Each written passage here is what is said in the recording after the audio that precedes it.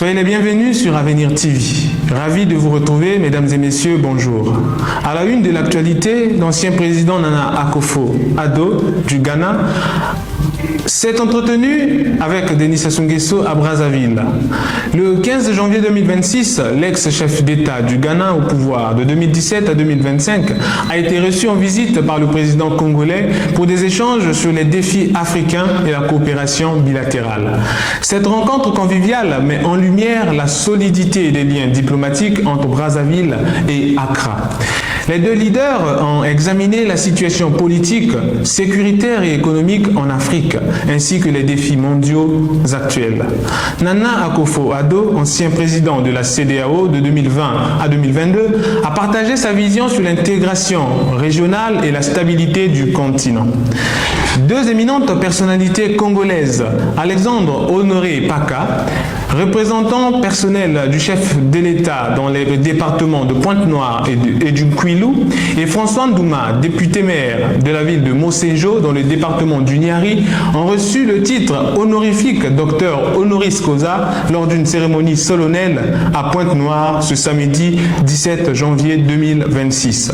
Cette distinction décernée par une institution académique locale récompense leur contribution exceptionnelle au développement du pays.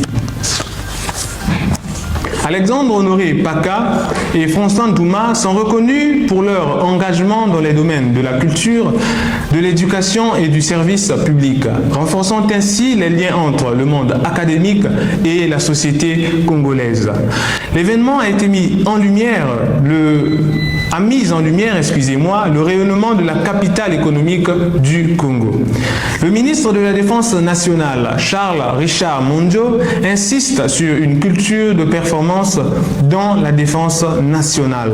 Il a présenté le 15 janvier 2026 à Brazzaville une directive annuelle pour les forces armées congolaises visant à instaurer une culture commune de performance alignée sur la loi numéro 31-2019 portant orientation de la performance de l'action publique.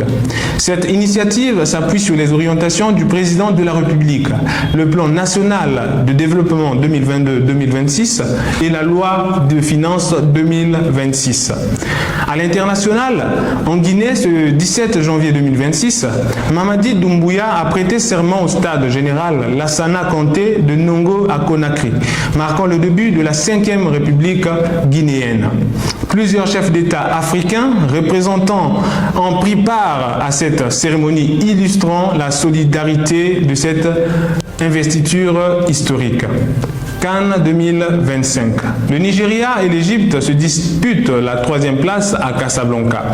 Ce 17 janvier 2026, les Super Eagles nigérians affrontent les pharaons égyptiens en petite finale au stade Mohamed V, après leur demi-finale perdue face au Maroc et au Sénégal respectivement.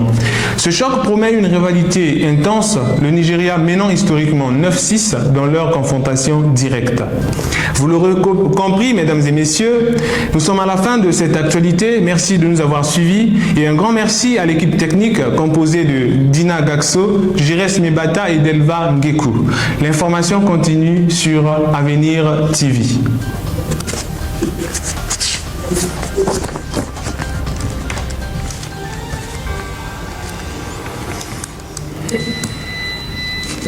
Super.